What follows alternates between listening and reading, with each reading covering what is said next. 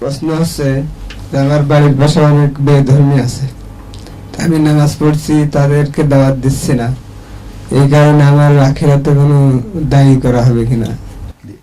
ধন্যবাদ, খুব বড় কথা। আমাদের ভিতরে এই অনুভূতিটাও নেই। আমি নামাজ পড়ছি, পাশের বাড়ির লোক আজীবন নামাজ পড়ে না, তার কাছে একটু নামাজের কথাটা কোনো কায়দায় বলবো, এটা আমরা লজ্জা পাই। কিন্তু তো কিয়ামতের দিন বলবে যে আমার নামাজ যে এত গুরুত্ব বুঝতাম না তো আল্লাহ, আমার পড়ছি যে তখন আমার বলিনি, তখন তো আমরা আটকা পড়ে যাব। ঠিক তেমনই আমরা যারা আশেপাশে অন্য ধর্মের মানুষ আছেন, ইসলামে কাউকে সরাসরি আমার ধর্ম নাও এই ধরনের কথা কখনো কোথাও বলে না। তবে আমার ধর্মে এইটা আছে, আমার ধর্ম এই, আমার ধর্মের বিষয়বস্তু এই, এটা মানুষ তাদেরকে জানানো। আল্লাহ কোরআনে এটা বলেছেন, হাদিসে এটা আছে, দেখো আমাদের ধর্মে এটা আছে, এটা তো বলার সুযোগ নিতে হবে। 2 নম্বর হলো, তোমার বলা লাগে না তো। তোমার ভিতরে যখন দ্বীনি দাওয়াতের জজবা আসবে, তোমার আখলাকটা সুন্দর হবে, তোমার আখলাক, আচরণ, ভালোবাসা, সেবা দেখেই মানুষ মুসলমান হবে। তাদের খোঁজ নেওয়া, তাদের সেবা করা, বিপদে পদে। আমরা যদিও বর্তমানে অনেক কিছু বলি যে সংখ্যালঘুদের রক্ষা করো ইত্যাদি ইত্যাদি। আচ্ছা বলো তো, তোমাদের দেশে গ্রামে সংখ্যালঘুদের উপর অত্যাচার করে টুপিওয়ালা মুসল্লিরা না রাজনৈতিক নেতারা? সত্যি করে কও তো। উপরে যাই বলুক, ভিতর ভিতর জমি দখল করার ক্ষেত্রে একটা মূল নীতি আছে মানুষের, দুর্বলের উপরে জুলুম করো। বড় শক্তিশালীর বিরুদ্ধে কেউ লাগে না, কার বিরুদ্ধে লাগে? আর সংখ্যালঘুগুলো দুর্বল হন, মানসিকভাবে দুর্বল হন আশেপাশে। কাজেই সমাজে অত্যাচারিত হন সংখ্যালঘুরা। এই জন্য না যে দেশের সংখ্যাগরিষ্ঠ মুসলমানদের ধার্মিক মানুষরা তাদের ঘৃণা করে। এরকম তোমরা পাবে না যে কোনো মসজিদের ইমাম, কোনো হুজুর হিন্দুদের বিরুদ্ধে কিছু বলেছেন বা হিন্দুদেরকে মারতে বলেছেন, এরকম আমার জানার মতে একটা উদাহরণও পাবে না। যদিও মিডিয়ায় নানাভাবে রাজনৈতিক ব্যবহার করা হয়, এটা করলে কি করো মিডিয়া তাদের হাতে। মূলত সংখ্যালঘুদের উপর জুলুম করে কারা? সমাজের যারা জমি দখল করে, মুসলমানেরও করে, হিন্দুরও করে। ঠিক আছে না? যারা মেয়ে বের করে নেয়, মুসলমানেরও করে, হিন্দুরও নেই। তো হিন্দুরটা একটু সুবিধে, দুর্বল থাকে। এই জন্য তুমি যে তাদের পাশে দাঁড়াও, বিপদে আপদে তাদের যে অচ্ছুত ধারণা, এগুলো দূর করো, এটাও তো একটা বড় দাওয়াত, বুঝেছো? তো এই জন্য তাদেরকে দিনের দাওয়াত বোঝাতে হবে। এরপরে গ্রহণ না করা তার ব্যাপার।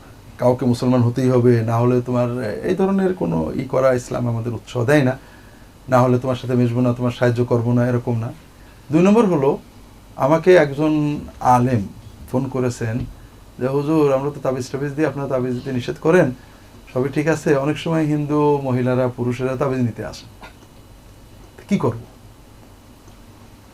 কথা বুঝতে পারুন? আমি বললাম যে দেখেন, এটা খুব সহজ। আমাদের দেশে খ্রিস্টানরা হাসপাতালে চিকিৎসা দেন, জানো তো, সারা দেশে। তারা এটা বাস্তব সত্য প্রমাণিত।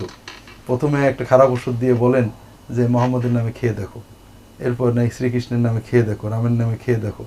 তখন হয় না, আসে বলে খাইছিলে মোহাম্মদের নামে আলাইহিসসালাম অথবা রামের নামে, না তো কাজ হয় না, বলে যে এই ওষুধটা নিয়ে যাও, দেখে এটা যিশুর নামে, ঈসা নবীর নামে খেয়ে দেখো। খাই, এটা ভালো ওষুধ দিচ্ছে, ঠিক হয়ে যায়। বলে যে যিশু তোমাকে রোগ থেকে মুক্ত করেছেন, সেই যিশু তোমাকে জান্নাতেও নিয়ে আখিরাতেও মুক্ত করবে, তুমি যিশুর দলে এসো। প্রতারণা করে তারা, সম্পূর্ণ প্রতারণার মাধ্যমে তারা এটা করছেন। এখন তোমার কাছে যখন একজন দোয়া বা তাবিজ পানি পড়া নিতে আসলো, তুমি যদি তাকে বলো যে ভাই পানি পড়া নিয়ে যাও বা তাবিজটা নিয়ে যাও, যতদিন তাবিজটা রাখবে বা পানি পড়া রাখবে, ততদিন তুমি মূর্তির ঘরে যেও না। হিন্দু ধর্মে কিন্তু মূর্তি পূজা বাধ্যতামূলক না, কিন্তু ইসলাম ধর্মে মূর্তির ঘরে গেলে আল্লাহর কালামের অবমাননা হয়। তাহলে তুমি ভাই মূর্তির ঘরে যেও না, যতদিন তাবিজটা রাখো, অথবা যতদিন পানি ব্যবহার করো, তুমি মূর্তির ঘরে যেও না। তখন তার ভিতরে তাওহীদের একটা মহব্বত তৈরি হবে। কথা বোঝো না? এটুকু তো আমরা বলি না। আর তাওহীদ তো হিন্দু ধর্মের মূলে আছে, তাদের ধর্মগ্রন্থ তাওহীদের কথা আছে। তারা যা কিছু করছেন ধর্মগ্রন্থ দিয়ে, ইসলামের কোনো কিছুকে তারা খারাপ বলতে পারে না, গরু খাওয়া ছাড়া। আর গরু খাওয়া ধর্মগ্রন্থে খারাপ বলা নেই। এখানে বেদের ভিতরে গরু জবাইয়ের কথা আছে, এটা পরবর্তীতে উঠেছে।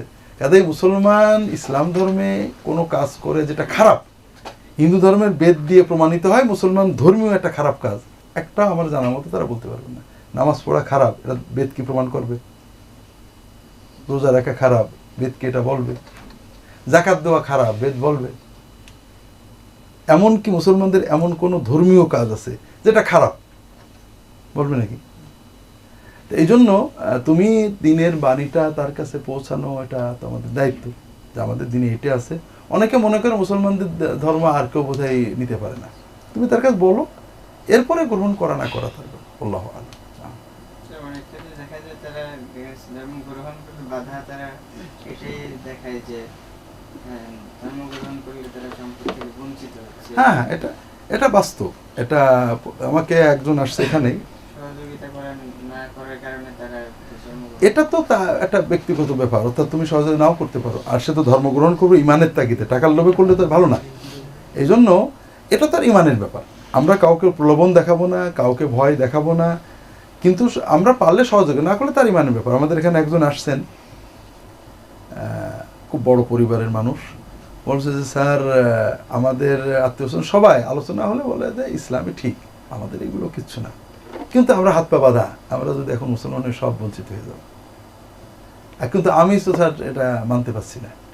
এটা আপনার ইমানের ব্যাপার, আমার তো এই ক্ষমতা নেই যে আপনাকে আমি প্রোটেকশন দেব। আপনি কতটুকু আল্লাহর সাথে বিশ্বাস নিয়ে করেছেন, আল্লাহ আপনি যেটুকু পারেন।